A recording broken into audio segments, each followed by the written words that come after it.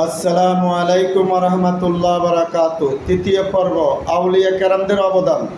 লক্ষ্য করুন, ভারত উপমহাদেশের পবিত্র কোরআন, হাদিস, ইসলামের সুমহান বাণী প্রচারের মাধ্যমে ভারত উপমহাদেশে কোটি কোটি মহান আল্লাহর বিপদগামী বান্দাদেরকে দাওয়াত ও তালিমের মাধ্যমে আউলিয়া কেরামগণ মুসলমান করিয়েছেন এবং হক প্রতিষ্ঠা করতে গিয়ে বাতিলদের বিরুদ্ধে যুদ্ধ করে ওনাদের মধ্যে কেউ বন্দী হয়েছেন এবং কেউ শহীদ হয়েছেন বলে প্রমাণ পাওয়া যায়। সেই হিসাবে আজকের পর্বে উল্লেখযোগ্য কয়েকজন আল্লাহর ওলিদের নাম উল্লেখ করিলাম।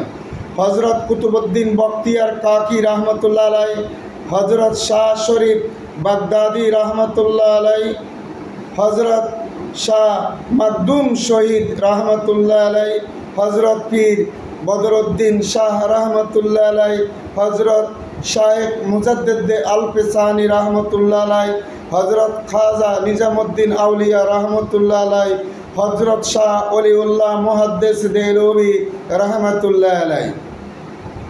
প্রমাণ: ইসলামী বিশ্বকোষ, ইসলামের ইতিহাস এবং তাজকাতুল আউলিয়া। সেই হিসাবে আল্লাহর ওলিদের মাজার সরকারকে নিয়ন্ত্রণ করিতে হবে এবং জিয়ারত ব্যতীত শরীয়ত বিরোধী সকল প্রকার কার্যকলাপ বন্ধ করিতে হবে। চতুর্থ পর্ব দেখার জন্য অনুরোধ করা হলো। আসসালামু আলাইকুম রহমতুল্লাহ বারাকাতুহু।